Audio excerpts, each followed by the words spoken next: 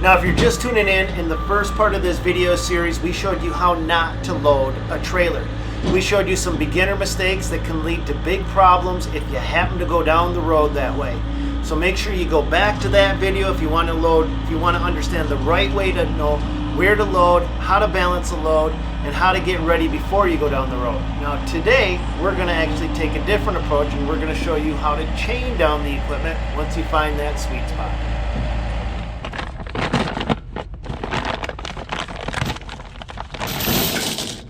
So let's talk about the tie down method that should give you the least amount of trouble. I don't have hooks on this, but I don't need them on here to demonstrate what it is I want to show you guys. The least amount of trouble. It may not be the fastest way, but it's called a 4-point tie down. And a 4-point should get you through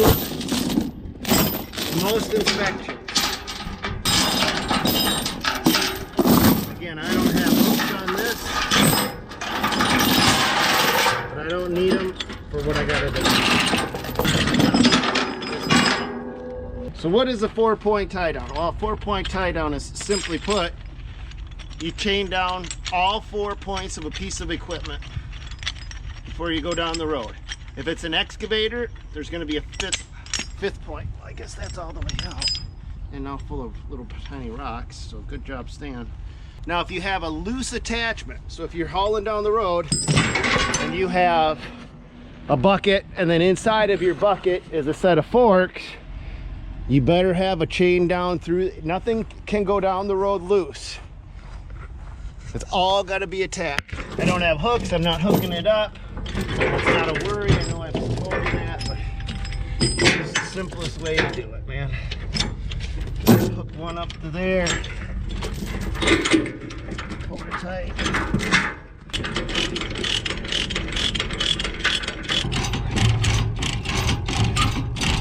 Now, if you're wondering how tight to go, that's not tight. You want to go till nothing moves.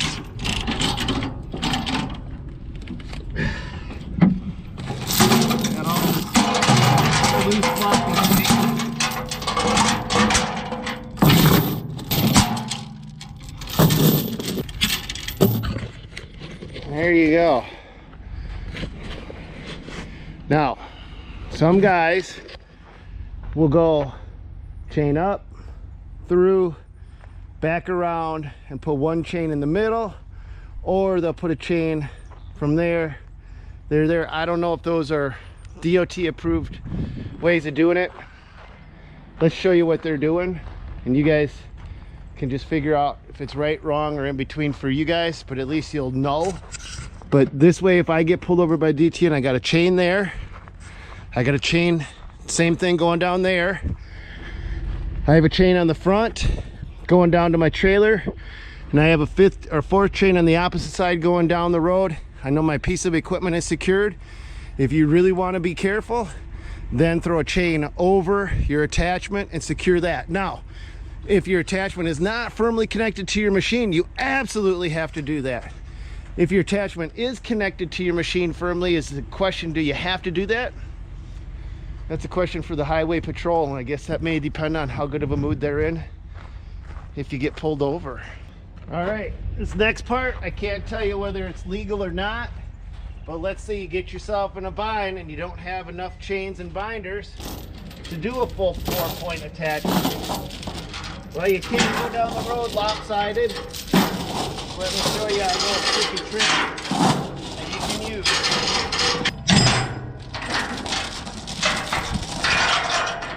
Okay, you don't have enough chains and binders to do a 4-point, but you still need to get down.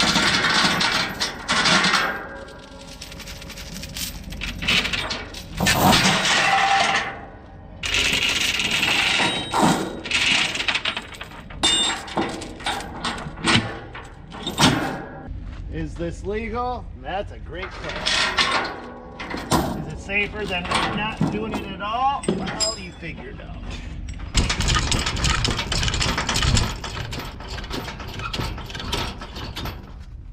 One chain, one binder. Let's show you how we got her wrapped and strapped. She goes up and underneath, wraps around There's a loose end. Here's the other loose end. The binder acts as the connection in between. Probably not legal, but better than nothing. Now what happens if you short one chain? You got the binder. Well, let's do that scenario next. Now this may be a titch more legal. I don't know if it's right. Hook the binder up to our chain, bring it through. Now we tighten it up over here.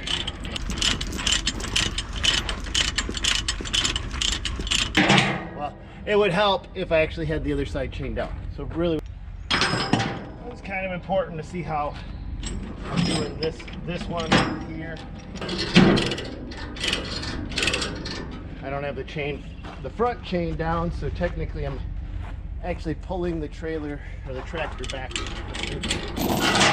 All right, you guys, that's it. That's our video for the day. Here's our last scenario. One chain, two binders.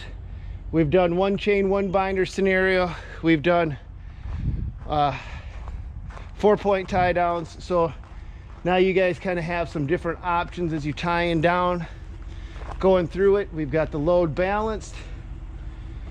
Hopefully you guys have a safe trip going down the road. This is how we do it inside our company. Whether you do it the way you feel safe. Sorry, boy, pulling on them chains, boy, takes a little bit. This would be the kind of video that I would want one of my new guys coming into the company to watch before taking the first load down. Remember, the buddy system's the most important thing that you can do.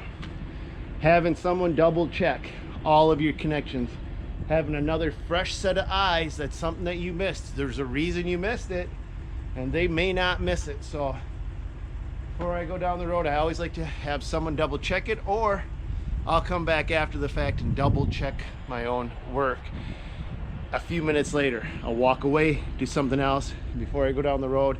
Just that separation of time, that little bit of separation of time can help you come back and spot something that when you're in the moment you missed. But this video is not meant to replace any formal training or education. If you have any questions, contact your local DOT. These guys are supposed to be on our side. They're not against us. They want us to be safe going down the roads as well. We also covered how to chain down your equipment, the 4-point method. If you happen to be short, you find yourself out in the country and you gotta move a piece of equipment, well, we showed you a couple other ways to use them chains and binders to at least still keep that load secure. Whether they're right, wrong, or in between, that's up to you guys to figure out what works for you guys. I want to say a big thank you to all you guys that tune in regularly to watch.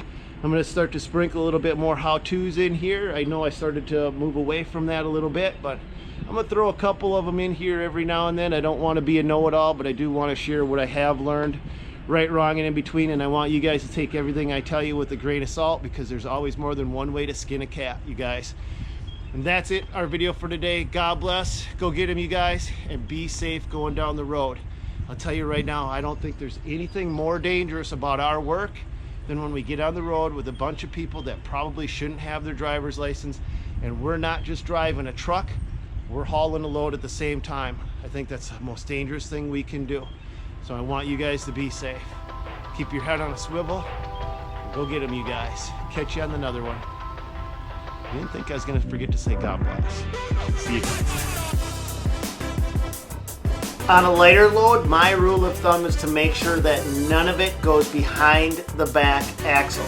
If it's a light load already, then even a little bit of weight behind that back axle can throw the balance of the trailer off. So I'll actually err on the side of putting more weight onto the tongue.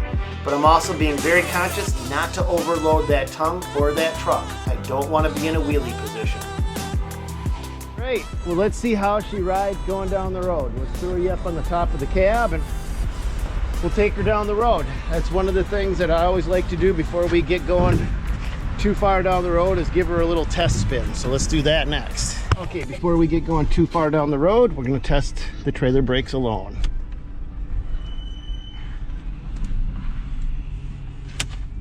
So that was sheer trailer brakes.